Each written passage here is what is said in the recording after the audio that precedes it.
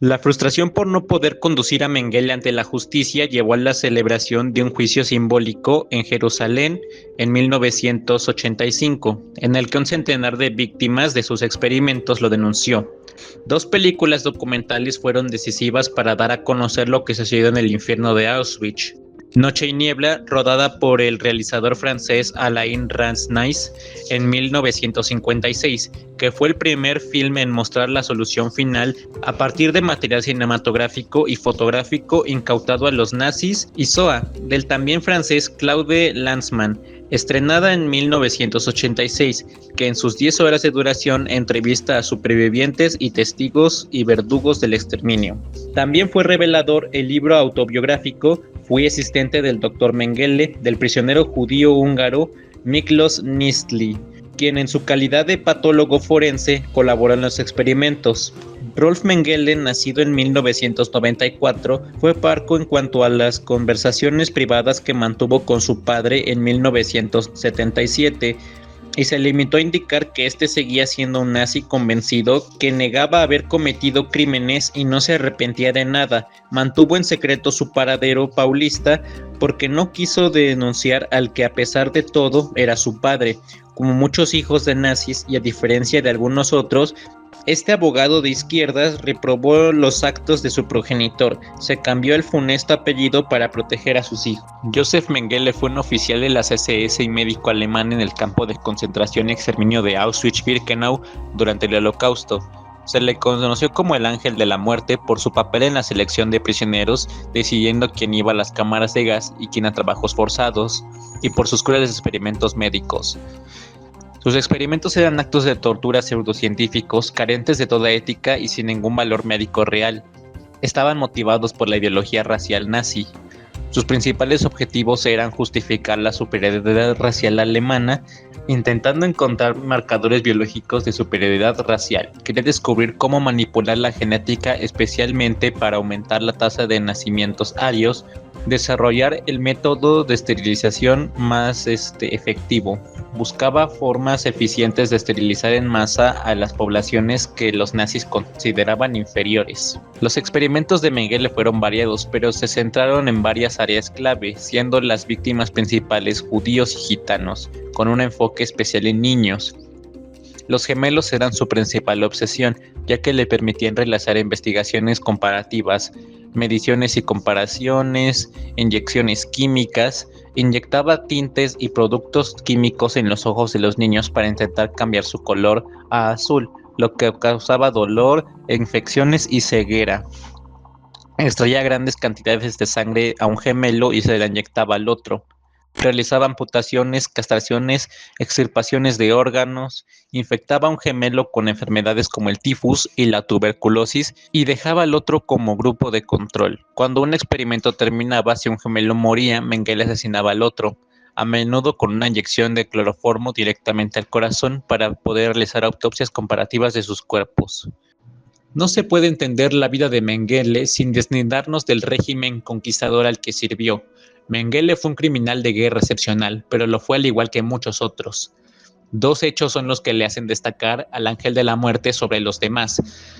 Por una parte, su diabólica capacidad de infligir torturas brutales a los prisioneros de Auschwitz, justificando su crueldad en una experimentación pseudocientífica con el fin de mejorar la llamada raza aria.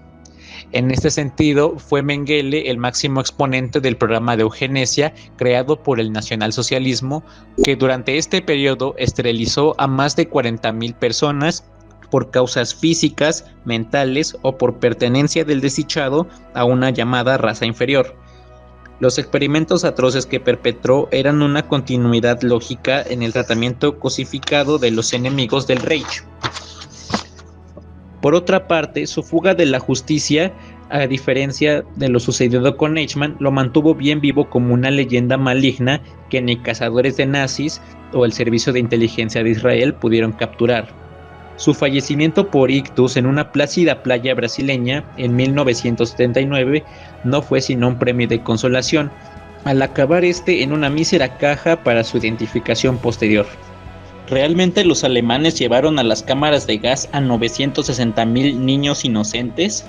¿Acaso nuestros ojos nos engañan cuando vemos esos reportajes en los que aparecen esqueletos vivientes deambulando por montañas de cuerpos marchitos en los campos de Belsen, Auschwitz, Birkenau y Treblinka? ¿Esos hombres fueron alguna vez seres humanos normales como tú y como yo?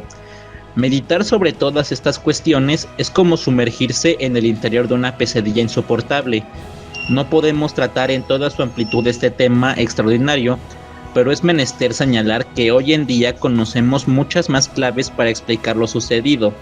Se apunta que el asesinato masivo tiene 3 pilares: la pérdida de la sensibilidad humana, la renuncia o desconexión de los valores morales que nos relacionan a todos como seres humanos, la inexistencia de un Estado que garantice los derechos humanos básicos, que empezando por esto último, es manifiesto que los nazis instauraron un estado psicopático, es decir, donde el uso de la crueldad y el asesinato contra inocentes se tornaron en leyes positivas, de tal modo que una parte de sus ciudadanos, los judíos y otras razas inferiores, homosexuales o disminuidos de algún tipo a los ojos del Reich, pasaron al estatus de inhumanos, convertido en un modelo de sociedad totalitaria. La ideología se adueñó de la vida cotidiana y los ciudadanos alemanes tuvieron que hacer frente a un dilema: dejarse llevar por los eslóganes que prometían gloria y riquezas, o bien escuchar la voz de sus conciencias. La mayor parte del pueblo alemán decidió hacer oídos sordos, obedeciendo dócilmente lo que eran las leyes del nacionalsocialismo que regulaban la convivencia y que en un principio claramente les beneficiaba, pues obtenían trabajos y ocupaban el espacio dejado por los encarcelados y proscritos. No obstante, los soldados y otros movilizados para la causa tuvieron que intervenir de modo directo. Y es que en este punto donde se observaron grandes diferencias, pues no todos estuvieron dispuestos a cometer atrocidades. Si bien los soldados en general podían sentirse patriotas cuando actuaban frente a las tropas enemigas, el problema surgía cuando había que cometer crímenes de guerra, un fenómeno que no podía tornarse angustioso para personas con firmes convicciones morales, pero que en los campos de exterminio no permitía escapatoria alguna, ya que la propia naturaleza de esta organización era perpetrar un genocidio sin parangón en la historia. Es aquí donde intervienen los sentimientos y los valores humanos. Los nacionalsocialistas no eran bestias sin sentimientos, eran bondadosos con sus madres, generosos con sus hijos, cariñosos con sus esposas. Fue necesario apelar a una necesidad histórica para matar a millones de personas. El truco era permanecer como un ser humano decente y normal, tal y como explicaba Himmler con orgullo a sus subordinados. De acuerdo, pero ¿cómo se hacía este truco? Dado a que Mengele fue el ejemplo más cruel de los médicos asesinos nazis, nos centramos en explicar en estos el proceso por el que se llega a este punto. Pero recuerden que ya tenemos el primer elemento.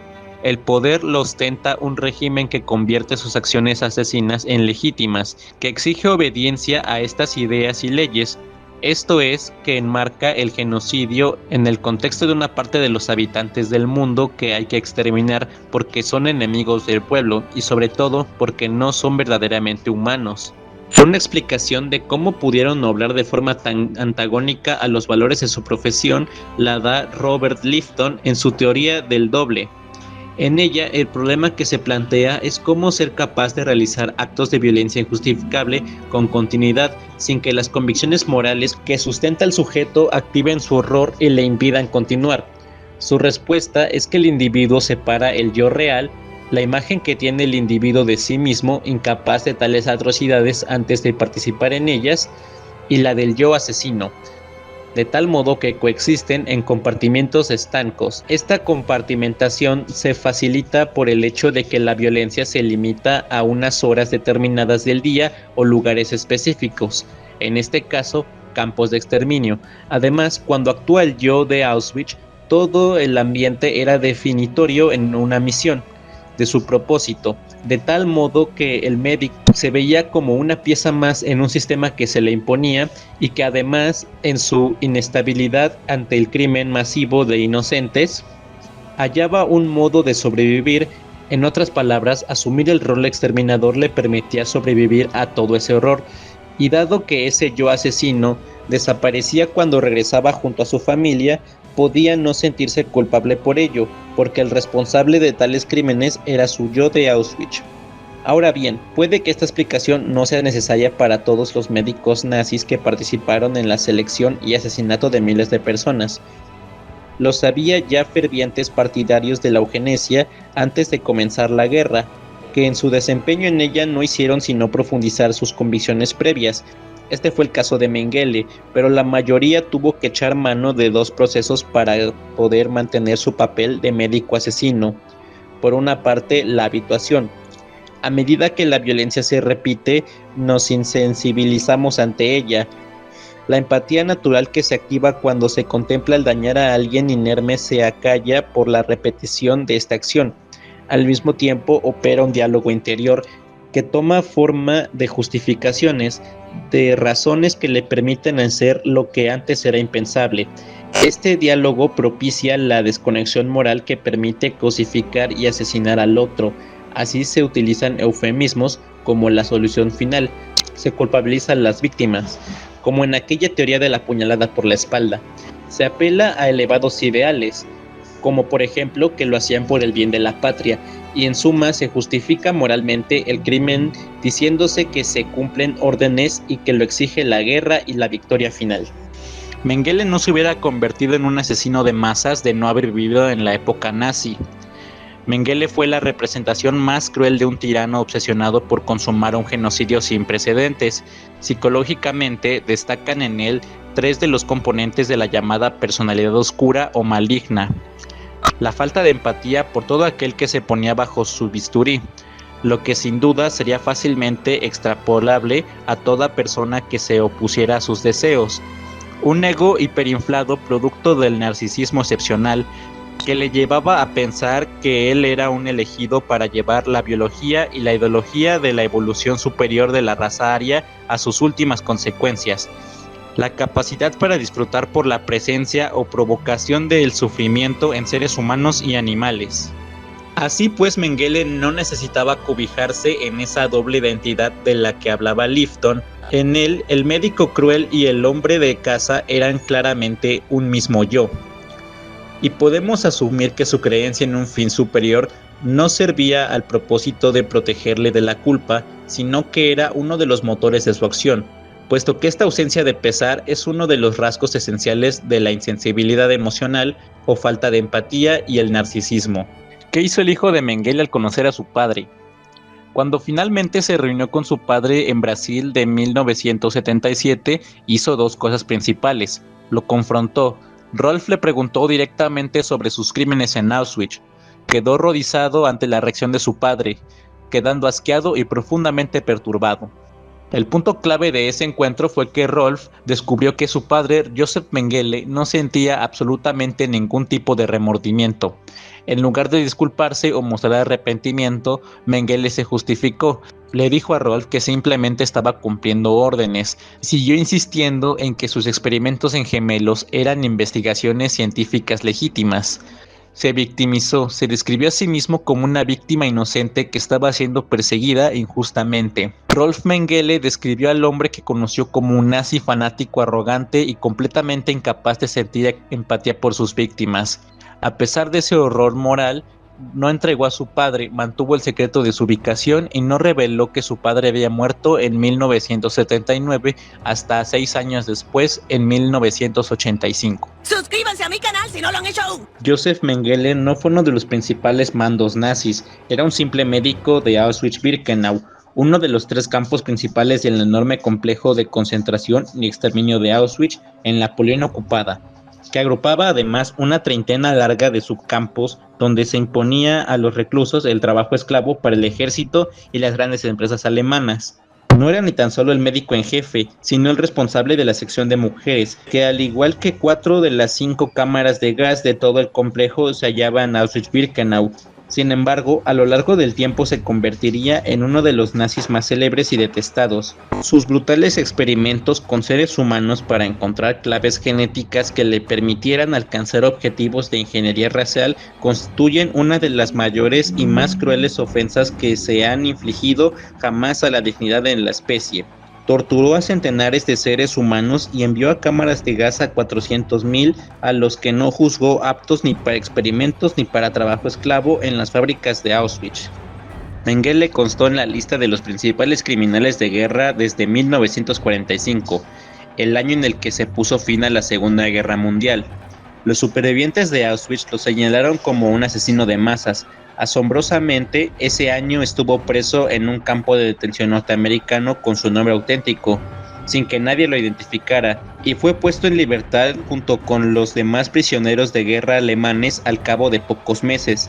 En abril del 46, Rudolf Höss, excomandante de Auschwitz, se refirió a los crímenes de Mengele en el curso de las declaraciones que hizo como acusado en los juicios de Nuremberg. Mengele debería haber sido juzgado en la tercera fase de estos juicios, la que sentó en el banquillo a los médicos nazis después de los mandos políticos y militares y los jueces. Desde 1947 se creyó que Mengele había muerto, en buena medida a raíz de informaciones falsas suministradas a las autoridades de parte de su familia paterna y su esposa. Pero el famoso cazanazis Simon Wiesenthal y su colega Hermann Langbein recabaron durante años por separado informaciones que lo condujeran a la pista sobre su ocultamiento en Argentina, donde había estado amparado, como tantos otros nazis, por Juan Domingo Perón. En 1959 lograron que el gobierno alemán emitiera una orden de detención contra Mengele e iniciara los trámites de extradición. Pero cuando el gobierno argentino lo aprobó finalmente en junio de 1960, el criminal ya se había establecido en Paraguay, donde gozó la protección del régimen del dictador Alfredo Stroessner.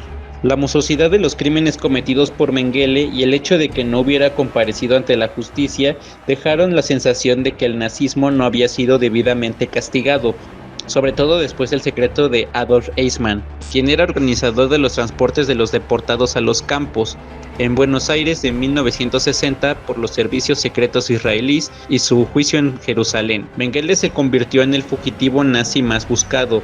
El centro Simon Wiesenthal ofreció grandes sumas a quien proporcionara pistas sobre su paradero, y los gobiernos de Israel y la República Federal de Alemania una recompensa para quien lo capturara. El 20 de diciembre de 1963, cuando ya hacía 14 años que Mengele se escondía en Sudamérica, se iniciaron en Frankfurt del Meno los procesos contra 22 acusados por sus acciones en Auschwitz, en los que los testigos denunciaron las brutales prácticas del médico. El juicio se prolongó hasta el 19 de agosto de 1965. Pese a este protagonismo, y gracias a sus poderosos protectores, Mengele logró ocultarse con una identidad falsa en diferentes lugares apartados del estado brasileño de Sao Paulo hasta su muerte por infarto cerebral en febrero de 1979. Cuando se bañaba en la playa de Bertioga. Fue enterrado en un pueblo del mismo estado brasileño con el nombre que usaba desde 1975, Wolfgang Gerhardt. Pasaron años sin que se supiera nada de él. A raíz del hallazgo de la correspondencia privada de un amigo del médico, se sospechó que podía ser el hombre enterrado en 1979 y en 1985 se procedió a la exhumación del cadáver. El examen de su dentadura, con la identificación de su característico espacio interdental de los incisivos, confirmó que se trataba del cuerpo de Mengele, una conclusión refrenada en 1992 mediante un examen genético. Los restos de Mengele que la familia no reclamó en Alemania quedaron en el Instituto Médico Legal de Sao Paulo para el uso de los estudiantes de la medicina forense. Mengele estaba fascinado por las personas con anomalías genéticas como el enanismo o el gigantismo. Sometía a familias como la familia Oditz a humillantes exámenes. Les extraía grandes cantidades de sangre, médula ósea, les arrancaba dientes sanos, buscaba métodos rápidos y baratos para esterilizar a millones de personas. Sometía a hombres y mujeres a dosis masivas de rayos X, lo que causaba quemaduras graves y esterilidad. Inyectaba sustancias cáusticas como el formol en el útero de las mujeres para sellar las trompas de falopio, un procedimiento increíblemente doloroso realizado sin anestesia. Infligía heridas a los prisioneros o los inyectaba deliberadamente con enfermedades para estudiar su progresión y los efectos de nuevos farmáticos. Es crucial entender que esas acciones no eran ciencia, eran tortura. Los experimentos de Mengele carecían de rigor metodológico, grupos de control válidos o cualquier tipo de protocolo ético. Suscríbanse a mi canal si no lo han hecho aún. ¡Suscribirse los hace felices!